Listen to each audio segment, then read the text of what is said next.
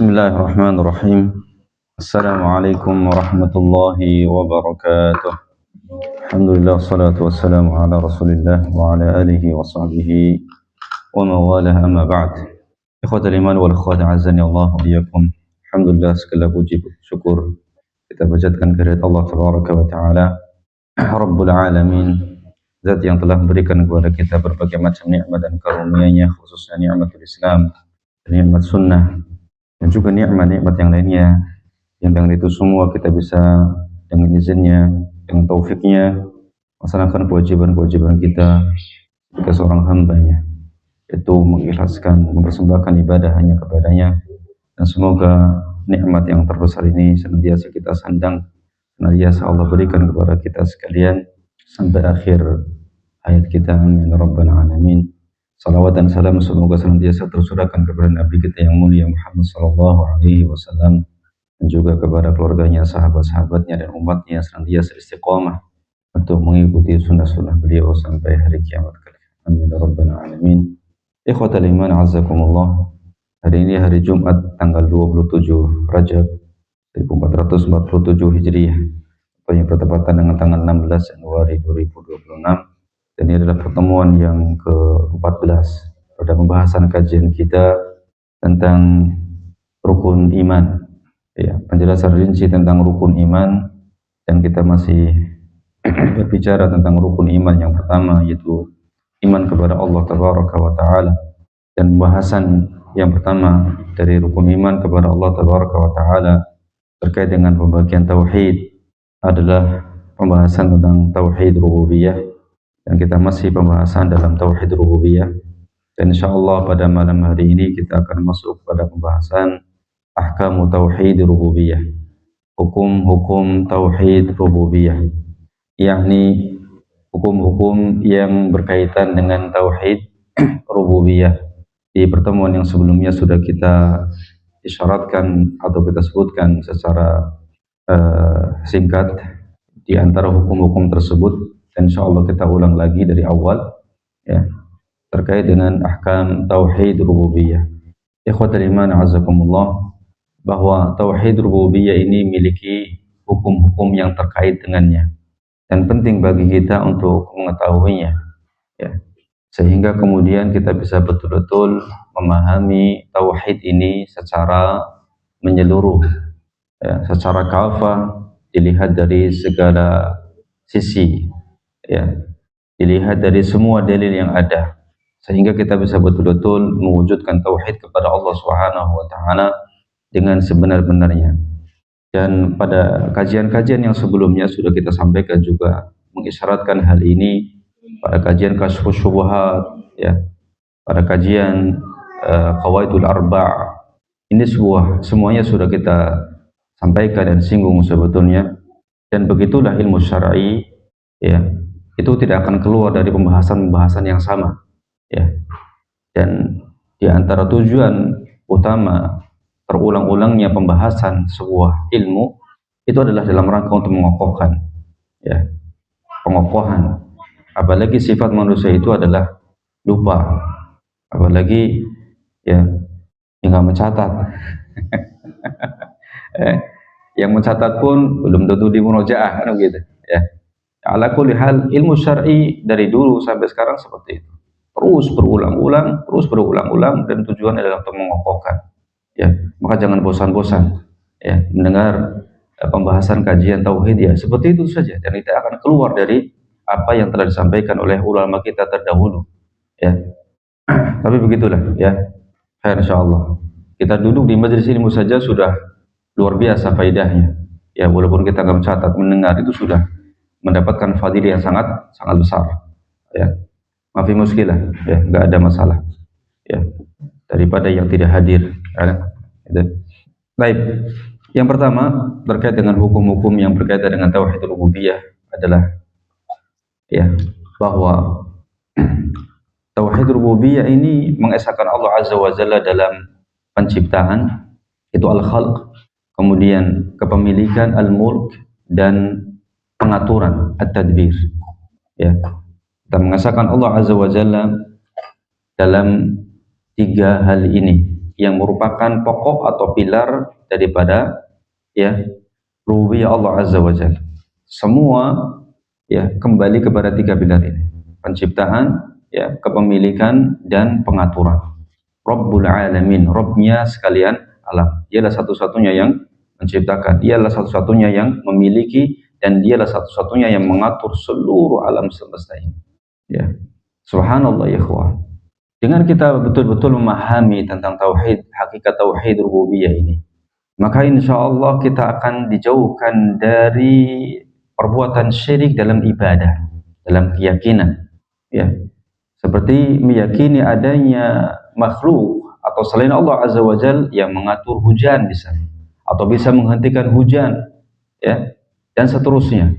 Ya, kalau kita betul-betul memahami ini, bahwasanya Allah lah satu-satu yang mengatur semuanya, yang mengarahkan awan, yang menahan hujan, menurunkannya, dan seterusnya, ya, maka ya tidak ada kemudian keyakinan bahwasanya di sana ada makhluk atau zat yang zat selain Allah Azza wa Jalla yang mengatur itu semua. Ya. Dan banyak sekali dalilnya tentang hal ini, dan sering kita sampaikan. Di antaranya dalam firman Allah Subhanahu wa taala, ya ayuhan nasu dzkuru ni'matallah 'alaikum. Ya ayuhan nasu dzkuru ni'matallahi 'alaikum. Wahai manusia, ingatlah nikmat Allah atas kalian. Kita diberitakan oleh Allah Azza wa Jalla untuk banyak merenung, untuk banyak berpikir tentang nikmat-nikmat Allah Subhanahu wa taala atas kita. Ya, karena nyatanya memang dalam kehidupan kita sehari-hari, dibandingkan dengan musibah, dibandingkan dengan cobaan, mana yang lebih banyak? Nikmat Allah Azza wa Jalla. Ya, ya. Ya ayuhan nasu dzkuru ni'matallahi 'alaikum. Dan ini juga diperintahkan oleh Allah Azza wa Jalla kepada kaum terdahulu, ya, para kaum Nabi Musa alaihissalam, untuk mengingat nikmat-nikmat Allah yang telah Allah berikan kepada mereka, sehingga dengan itu semua kita bisa betul-betul menjadi seorang hamba yang bersyukur. Ya, apalagi kita hidup di tengah-tengah ya manusia yang dengan berbagai macam kehidupan mereka, ya, adat mereka. Ya, kalau seandainya kita nggak bersyukur, kita akan mungkin setiap saat kufur. Lihat sedikit, kok saya seperti ini. Lihat ke sana, lihat, oh saya masih seperti ini. Ya, makanya Rasulullah Shallallahu Alaihi Wasallam memberitakan kepada kita untuk melihat dalam perkara dunia kepada yang lebih rendah daripada kita, sehingga kita bisa bersyukur kepada Allah Azza wa Jalla. Ya, wahai manusia, ya, ingatlah nikmat Allah atas kalian. Hal min khaliqin ghairullah yarzuqukum minas sama'i wal ard. Apakah ada pencipta selain Allah yang memberikan kepada kalian rizki dari langit dan bumi? Allah Azza wa Jalla mengingatkan kepada kaum Quraisy, ya, kaum musyrikin Quraisy, ya, tentang ibadah, tentang keyakinan mereka, tentang iman mereka, bahwasanya mereka meyakini Allah Azza wa Jalla satu-satunya yang memberikan rizki, ya, dari langit dan bumi. La ilaha illahu, tidak ada ilah yang berhak diibadahi kecuali Dia. Fa anna tufakun, maka mengapa kalian dipalingkan dari tauhid, dari penyembahan hanya kepada Allah Subhanahu wa taala. Ya. Dalam ayat ini Allah Azza wa Jalla mengkaitkan tauhid ibadah dengan tauhid rububiyah. Bahwasanya Allah lah pencipta, maka tidak boleh beribadah kecuali hanya kepadanya. Ya.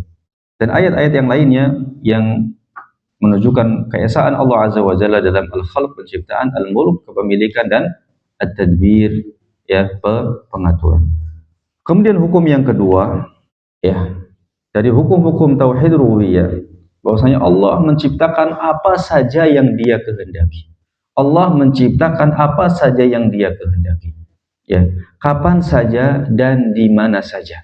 Ya, Allah Azza wa Jalla menciptakan apa saja yang Dia kehendaki. Apa saja.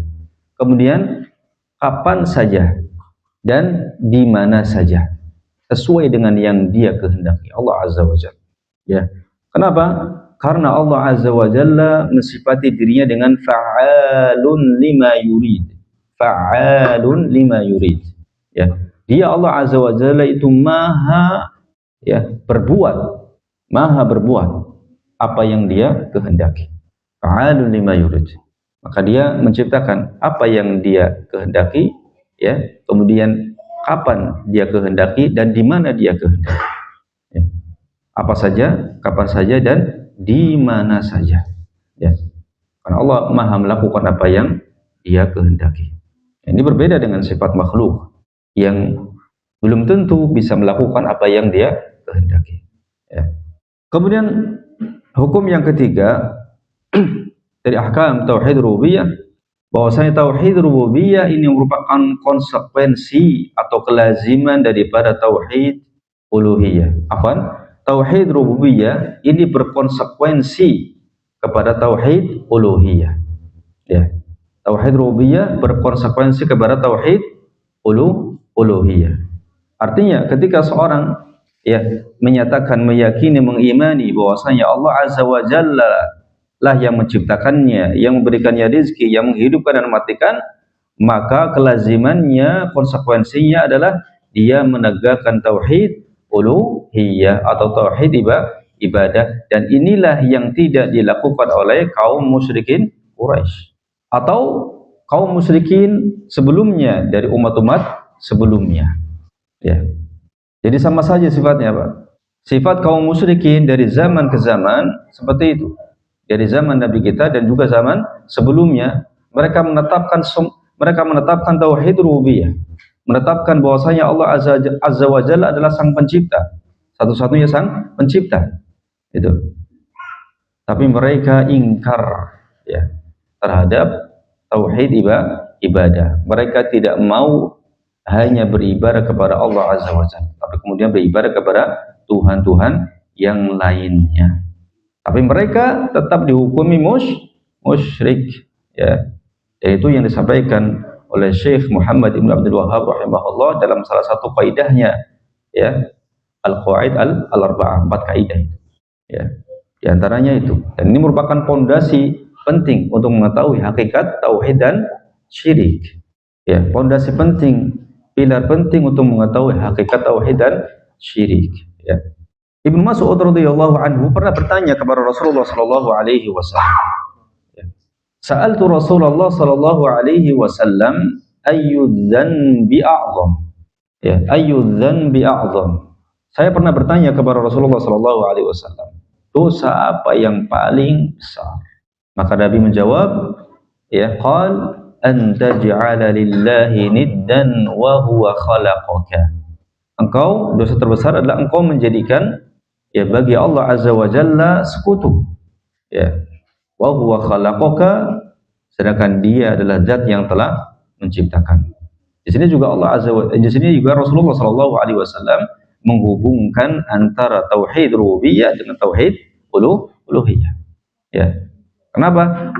Karena tauhid uluhiyah merupakan konsekuensi dari tauhid rububiyah.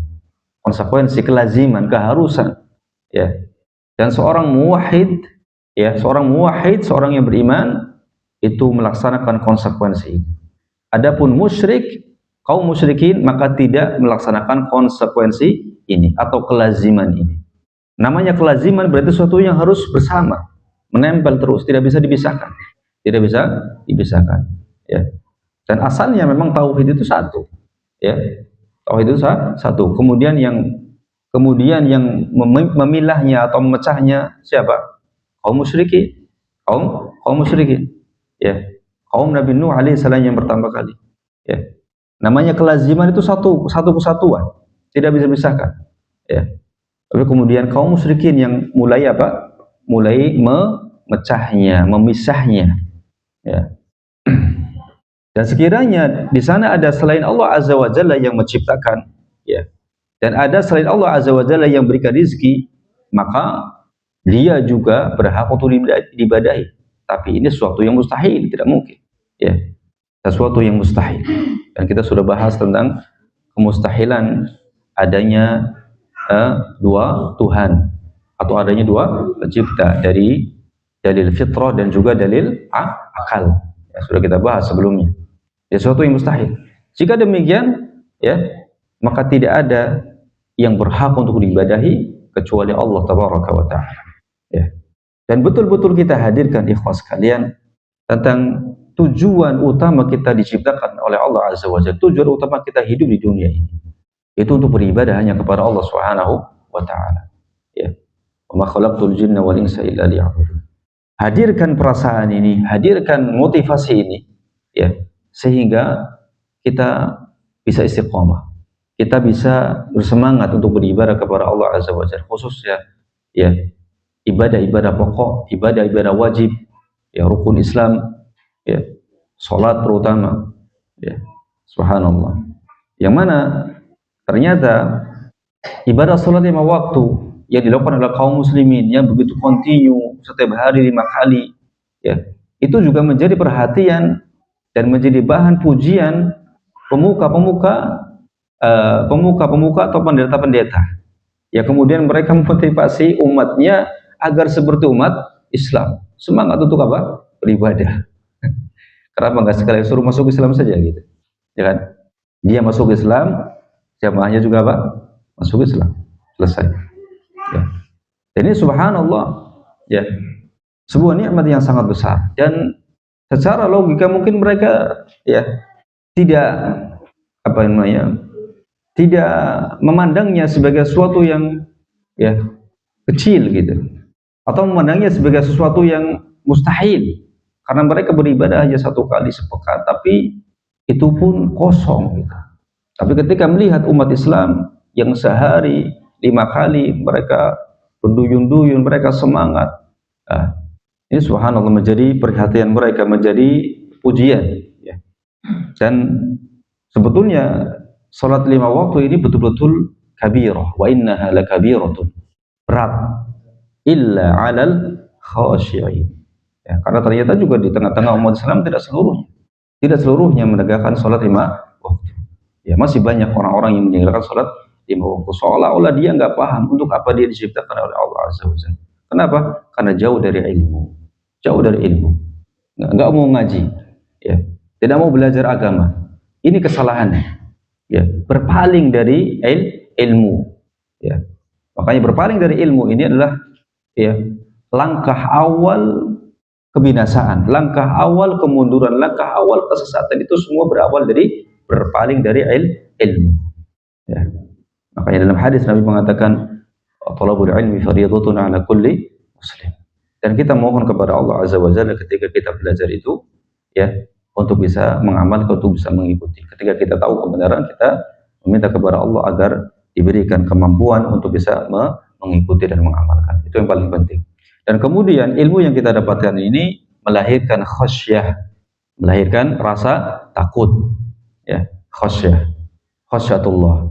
Ya, sebagaimana ya, Imam Ahmad bin Hanbal mengatakan innamal ilmu khasyatullah. Ilmu itu hanyalah rasa takut kepada Allah Azza wa Jalla. Ya. Banyak dalil-dalil yang lainnya yang menunjukkan bahwa tauhid rububiyah ini berkonsekuensi kepada tauhid uluhiyah. Ya. Kemudian ahkam yang keempat atau hukum yang keempat dari ahkam tauhid rububiyah, bahwa tauhid rububiyah merupakan konsekuensi dari tauhid asma wa sifat. Tauhid rububiyah merupakan konsekuensi atau kelaziman dari tauhid asma wa sifat. Ya.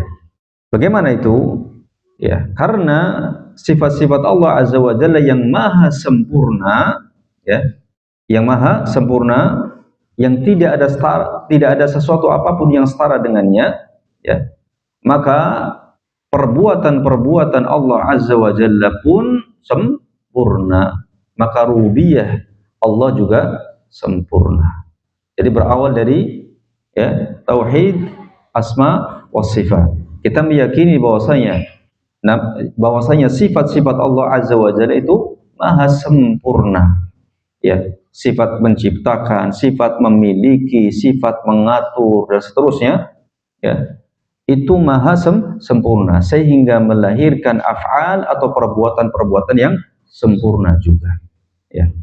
Maka rububiyah Allah Azza wa Jalla juga sempurna, ya. Dan dua tauhid ini, tauhid asma wa sifat dan juga tauhid rububiyah, dua tauhid yang ditetapkan dan diimani oleh kaum musyrikin Quraisy ketika itu. Mereka meyakini bahwasanya Allah al-Khaliq, Allah ar-Raziq, ya. dan seterusnya. Ya.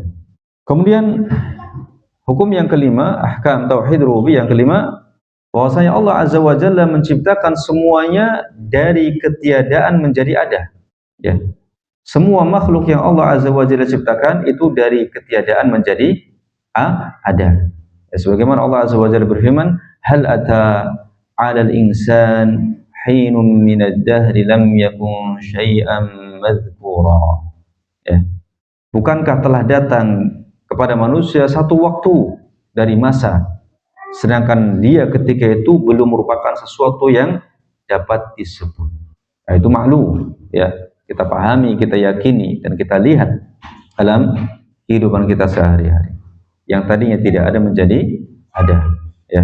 Termasuk juga, ya, bapak kita Adam alaihissalam yang diciptakan oleh Allah Azza wa Jalla dari tidak ada menjadi ada, ya, dan yang lainnya. Kemudian yang terakhir, jadi hukum-hukum tauhid rububiyah, bahwa semua yang ada selain Allah Subhanahu wa taala adalah makhluk Allah, ciptaan Allah, ya. Bahkan termasuk juga perbuatan manusia itu adalah makhluk Allah Azza wa Jalla atau ciptaan Allah Subhanahu wa taala. Dan ini telah dibahas secara panjang lebar oleh penulis dalam penjelasan kitab Tauhid di bab yang ke-59. Di akhir kitab penjelasan kitab Tauhid itu dijelaskan tentang bahwa perbuatan manusia itu adalah makhluk Allah Subhanahu wa taala. Ya. Ini yang harus diyakini dan termasuk keyakinan Ahlus Sunnah wal Jamaah, bahwa semua yang selain Allah Subhanahu wa taala adalah makhluk Allah, dan termasuk juga apa yang dilakukan oleh manusia adalah makhlukatun lillahi azza wa jalla, makhluk Allah Subhanahu wa taala. Ya. Baik. Ini 6 hukum yang terkait dengan tauhid rububiyah. Ya. Nah, berikutnya penjelasan yang merupakan salah satu poin penting kita, ya, pada pembahasan ini, bahwa kaum musyrik Arab beriman dengan tauhid rububiyah. Di sini penulis menjelaskan dalil-dalil, ya. Dan dalil-dalil ini, ya, jika kita amati dan kita pelajari, ya, maka akan semakin mengokohkan dan menguatkan apa yang kita yakini tentang makna la ilaha illallah. Apa maknanya? Makna la ilaha illallah, la ma'buda bihaqqin illallah. La ma'buda bihaqqin illallah. Ya, tidak seperti yang disampaikan oleh atau dikatakan oleh sebagian orang, ya, yang maknanya adalah la khaliqa illallah. Ini tidak benar, ya. Maknanya bukan la khaliqa illallah, tapi maknanya adalah la ma'buda bihaqqin illallah. Ya. Ini dalil-dalil yang menunjukkan bahwa kaum musyrik Arab mengakui tauhid rububiyah, akan tapi ini tidak memasukkan mereka ke dalam Islam. Tidak menjadikan mereka ahli tauhid. Hanya sebatas, ya, meyakini bahwasanya Allah Azza wa Jalla adalah sang pencipta. Ya.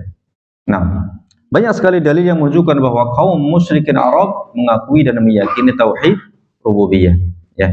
Meyakini bahwasanya Allah Azza wa Jalla yang menciptakan, yang memberikan rezeki, yang menghidupkan dan mematikan, yang mengatur alam semesta dan seterusnya. Banyak sekali dalilnya. Ya, di antaranya yang pertama, ya, dalil-dalil yang menunjukkan ketika mereka ditanya siapakah yang mengatur alam semesta, maka serta merta mereka menjawab Allah. Ya. Langsung menjawab bahwasanya yang menciptakan adalah Allah Subhanahu wa taala, dan ini disebutkan dalam banyak ayat, ya. Di antaranya dalam firman Allah Azza wa Jalla dalam surat Az-Zumar ayat 38, "Wala in sa'altahum man khalaqas samawati wal arda la yaqulunna Allah." Jika engkau wahai Muhammad bertanya kepada mereka siapa yang menciptakan langit dan bumi, niscaya mereka akan mengatakan Allah. Dan juga ayat-ayat yang lain, dalil-dalil yang menjelaskan ketika mereka ditanya tentang siapa yang menciptakan langit dan bumi, mereka serta-merta mengatakan Allah, ya.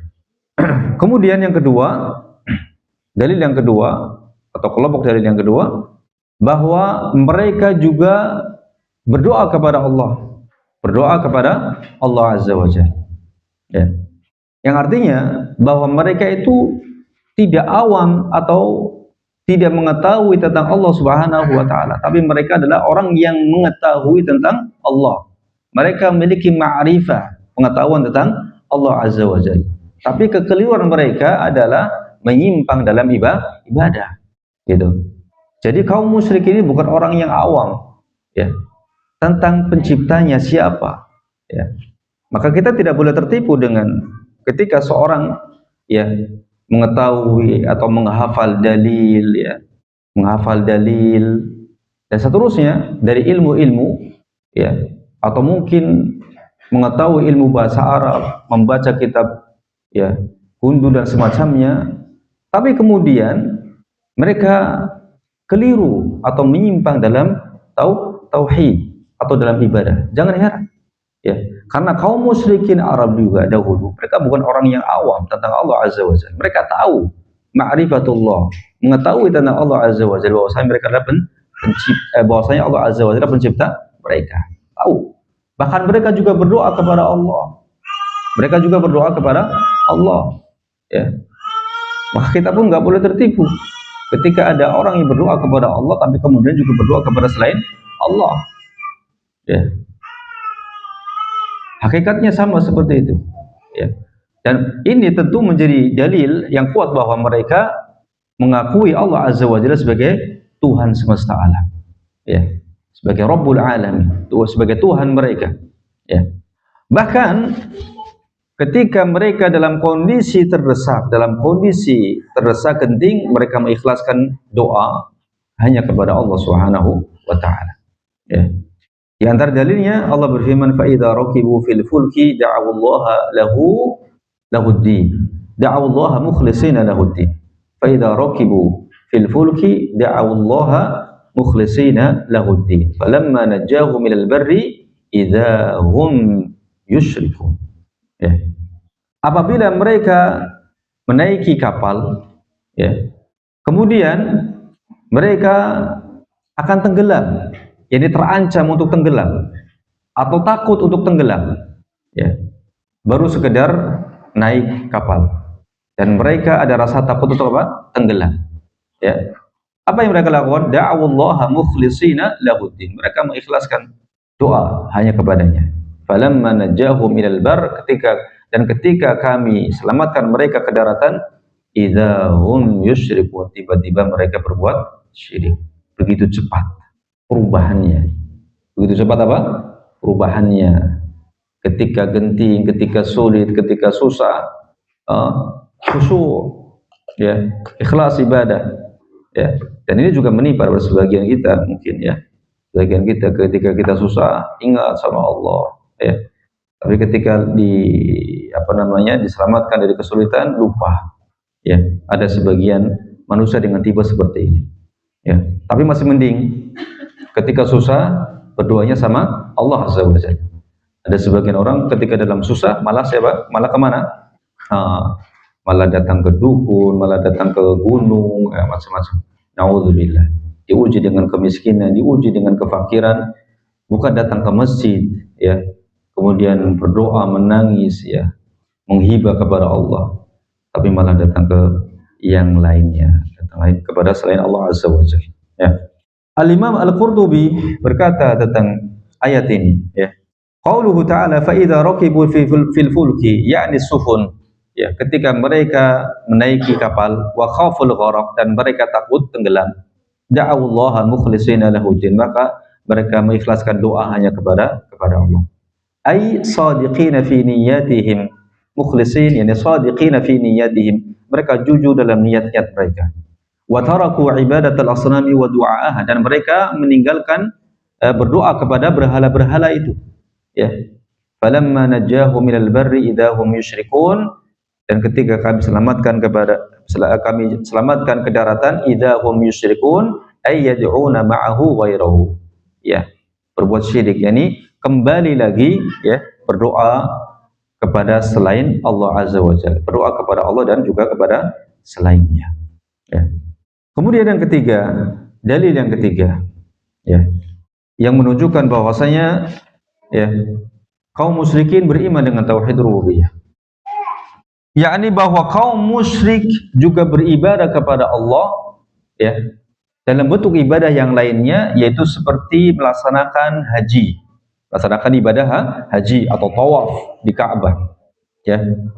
Tadi disebutkan doa secara khusus, doa betul bagian daripada ibadah ya, doa bagian daripada ibadah. Dan juga di sana kaum musyrikin juga melaksanakan ibadah yang lain selain doa, yaitu tawaf di Ka'bah atau melaksanakan haji. Hanya saja ya ritual hajinya atau manasik hajinya tercampur dengan bid'ah dan syirik ya, tercampur dengan ritual bid'ah dan syirik ya. Tentang hal ini Ibnu Abbas radhiyallahu anhu berkata, kana al-musyrikun yaqulun labbaik la syarika laka labbaik.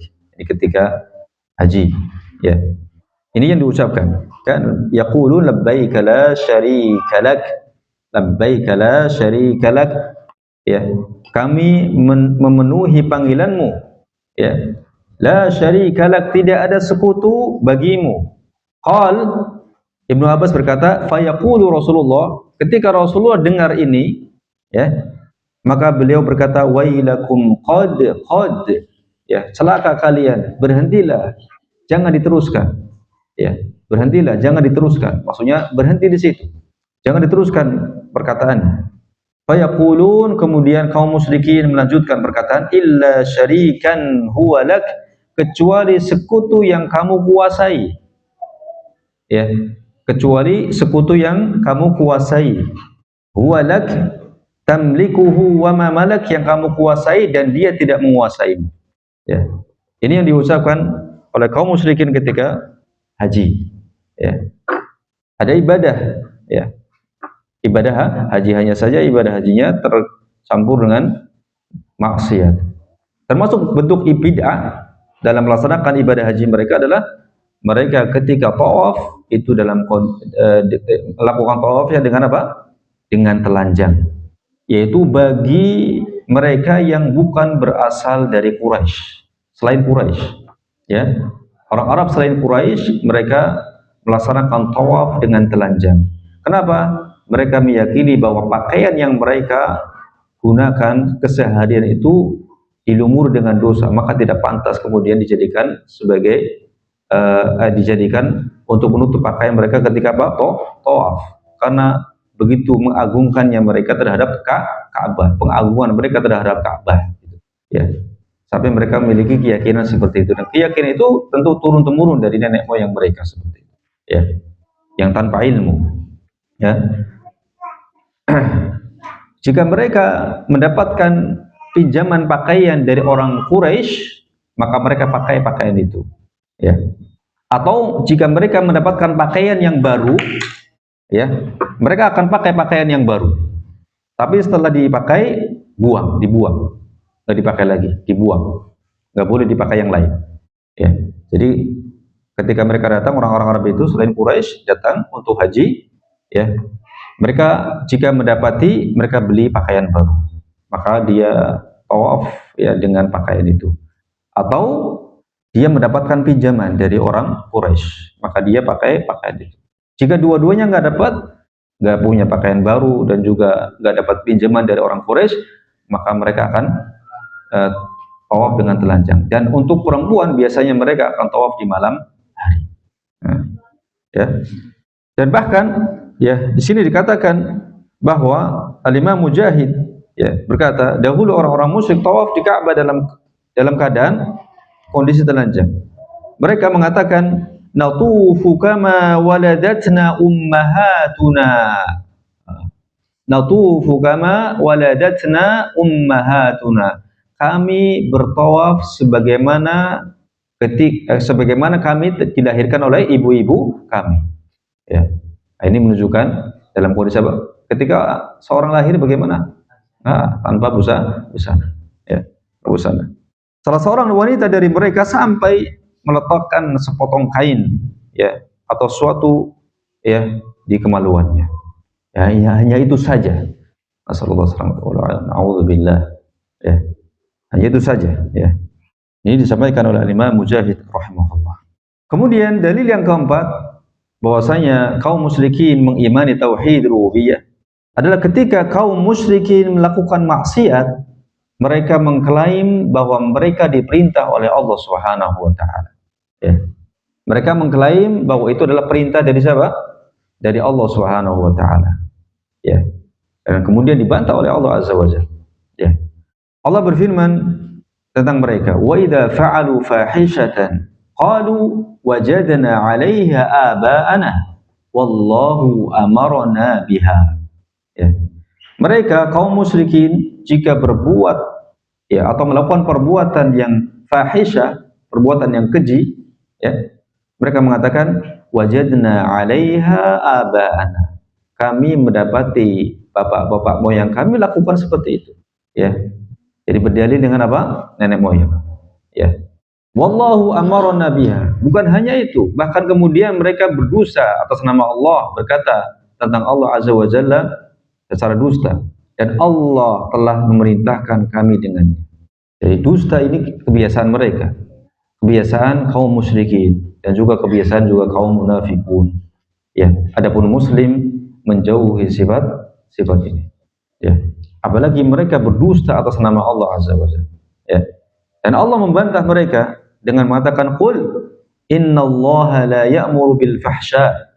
Qul innallaha la ya'muru bil fahsya. Katakanlah wahai Muhammad kepada mereka, sesungguhnya Allah Azza wa Jalla tidak memerintahkan sesuatu yang keji, perbuatan-perbuatan keji. Ataquluna 'ala Allahi ma la ta'lamun. Apakah kalian ya berkata tentang Allah Azza wa Jalla sesuatu yang tidak kalian ketahui? Ataquluna 'ala Allahi ma la ta'lamun. Ya, mengada-adakan terhadap Allah Azza wa Jalla apa yang tidak kalian ketahui. Mengada-adakan. Ya. Kemudian yang kelima, dalil yang kelima bahwa kaum musyrik Arab mengimani tauhid rububiyah. Bahwa kaum musyrikin berdalil dengan takdir Allah untuk melegalkan syirik yang mereka lakukan. Mereka berdalil dengan takdir Allah untuk melegalkan syirik yang mereka lakukan. Ya. Dan kita termasuk akidah Ahlussunnah wal Jamaah adalah tidak boleh berdalil dengan takdir untuk melegalkan maksiat. Ya, untuk melegalkan apa? Maksiat. Ya.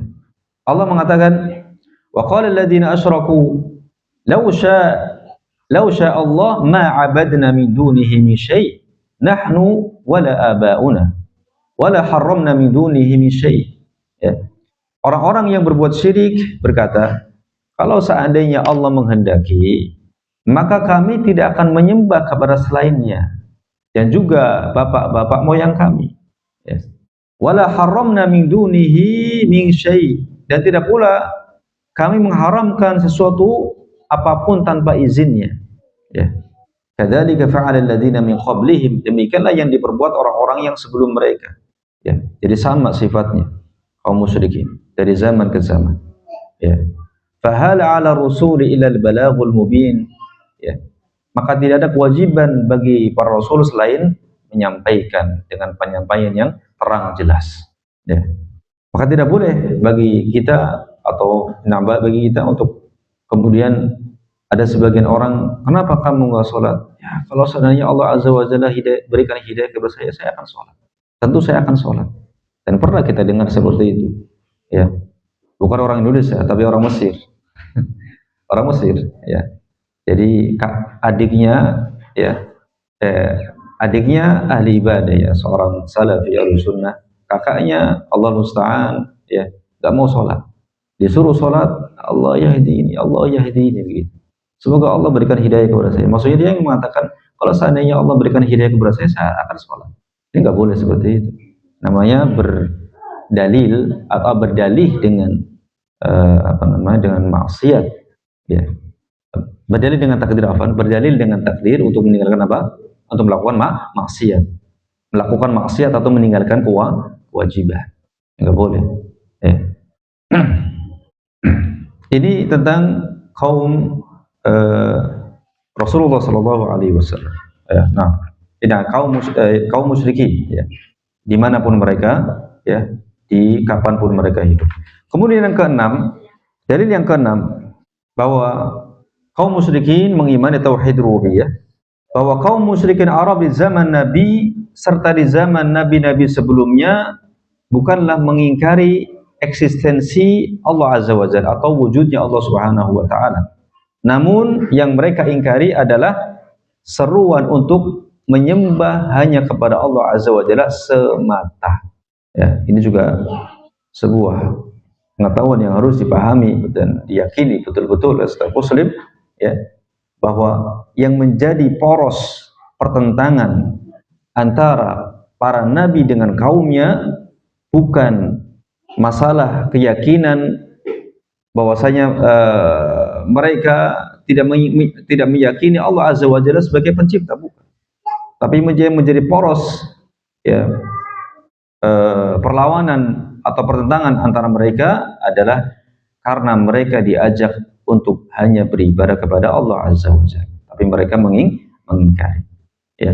Allah Azza wa Jalla berfirman tentang kaum musyrikin di zaman Nabi kita Muhammad sallallahu alaihi wasallam. Wa'ajibu an ja'ahum munzirum minhum. Ya. Mereka, ya, merasa heran, ya, karena yang datang kepada mereka dari pemberi peringatan adalah orang dari diri mereka sendiri, dari kaumnya, ya, dari diri mereka sendiri. Wa qala al-kafirun hadza sahirun kadzdzab. Ya, orang-orang kafir berkata, ini adalah seorang penyihir dan banyak pendusta. Lihat, aja'al al-alihata ilahan wahida inna hadza la syai'un ujab. Ini, ya.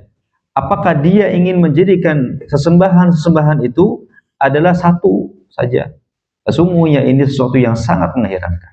Ini yang menjadi pertentangan para nabi dengan kaumnya, ya, yang tidak mau beriman. Mereka merasa heran, ya, seheran-herannya untuk menjadikan sesembahan itu hanya satu, ya. Kemudian Allah berfirman tentang kaum Nabi Hud alaihissalam. Qalu ajitana lina'budallaha wahdah. Mereka berkata kepada Nabi Hud alaihissalam, apakah engkau datang kepada kami untuk memerintahkan kami untuk beribadah hanya kepada Allah? Wa nadhara ma kana ya'budu aba'una, dan kami meninggalkan apa yang telah disembah oleh bapak-bapak moyang kami, oleh nenek moyang kami.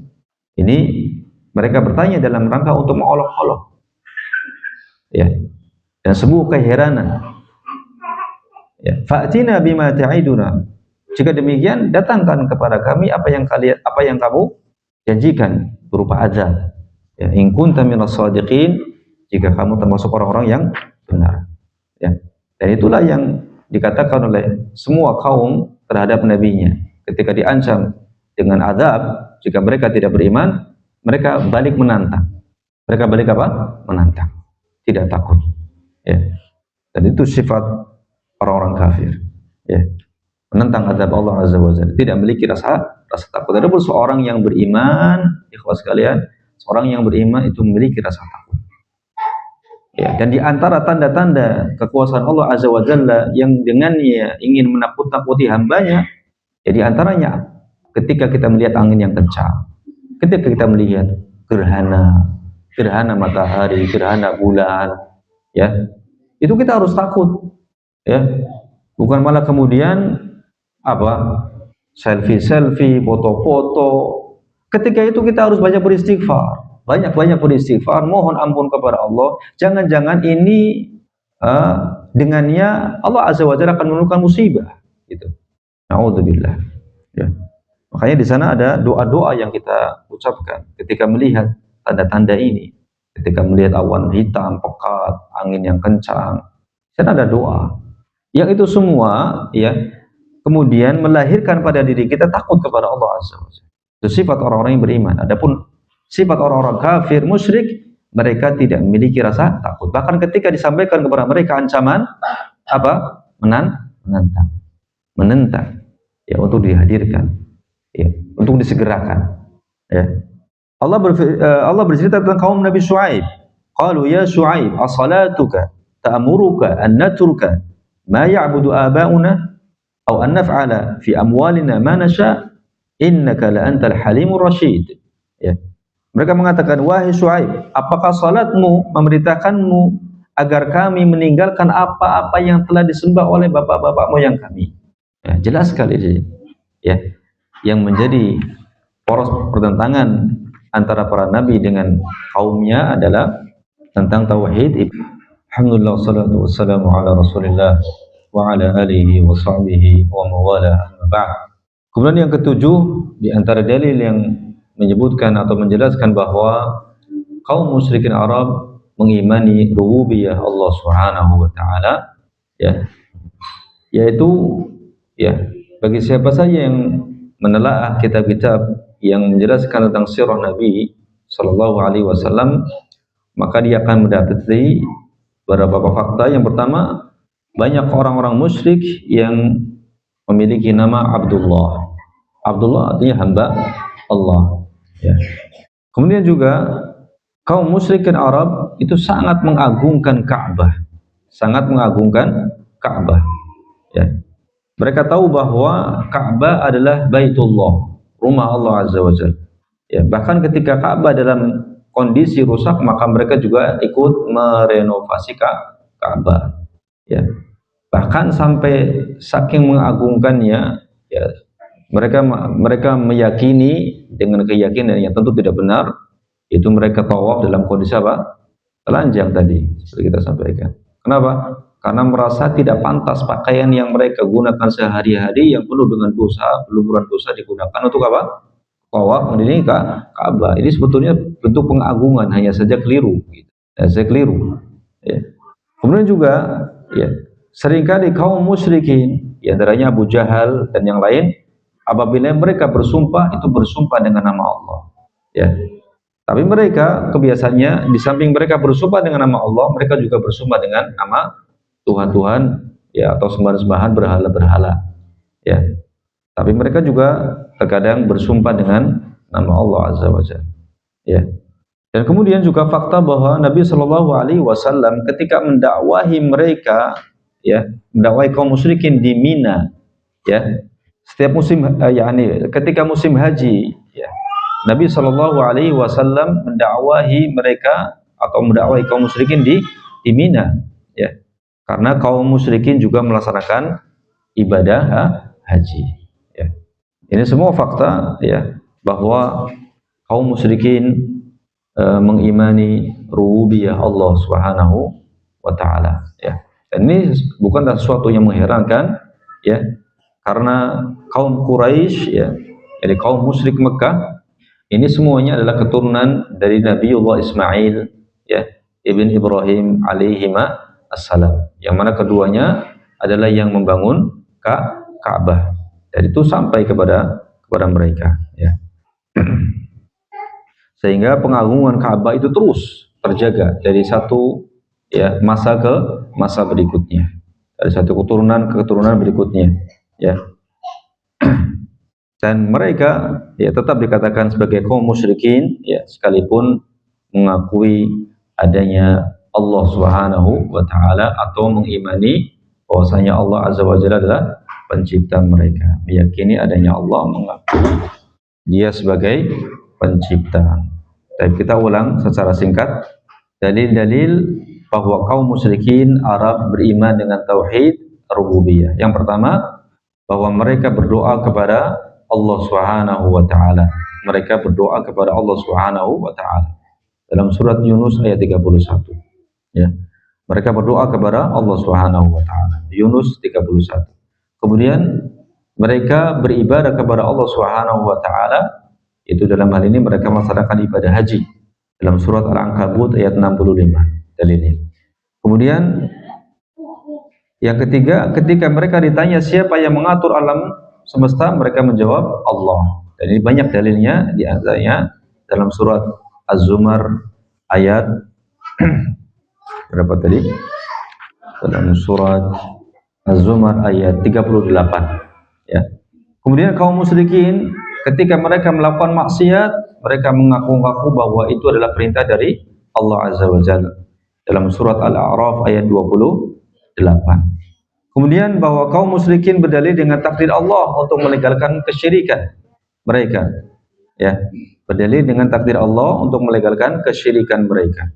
Quran surat An-Nahl ayat 35 dan Al-An'am ayat 148. An-Nahl 35 dan Al-An'am ayat 148. Ya. Kemudian kaum musyrikin Arab di zaman Nabi dan sebelumnya tidak mengingkari adanya Allah, tapi yang mereka ingkari adalah ajakan para nabi dan rasul untuk mempersembahkan ibadah hanya kepada Allah. Itu yang mereka ingkari. Dalilnya dalam surat Shad ayat 4 sampai 5 dan surat An-Naml ayat 49 serta Al-A'raf ayat 70. Ya. Kemudian yang terakhir, yang ketujuh, banyak di antara mereka yang memiliki nama Abdullah. Ya. Kemudian mereka juga sangat mengagungkan Ka'bah, ya. Mereka juga sering bersumpah dengan nama Allah dan mereka juga beribadah haji, ya. Subhanallah. Ini semua adalah dalil-dalil, ya, tentang keyakinan mereka, keimanan mereka tentang rububiyah Allah Subhanahu wa taala. Dan insyaallah pekan depan kita akan lanjutkan masih membahas tentang ini, yaitu perkataan para salaf tentang hal ini, tentang keimanan kaum musyrikin Arab terhadap rububiyah Allah Subhanahu wa taala. Dan itu tidak menjadikan mereka kemudian serta-merta menjadi seorang muslim atau seorang ahli tauhid, ya, karena mereka tidak mempersembahkan ibadah hanya kepada Allah Subhanahu wa taala. Demikian ikhwas sekalian yang bisa kami sampaikan, kurang lebihnya mohon maaf. Wassallallahu ala nabiyina Muhammadin wa ala alihi wa sahbihi wasallam wa akhiru da'wana alhamdulillahi rabbil alamin. Subhanakallahumma wa bihamdika asyhadu an la ilaha illa anta astaghfiruka wa atubu ilaik. Wassalamualaikum warahmatullahi wabarakatuh.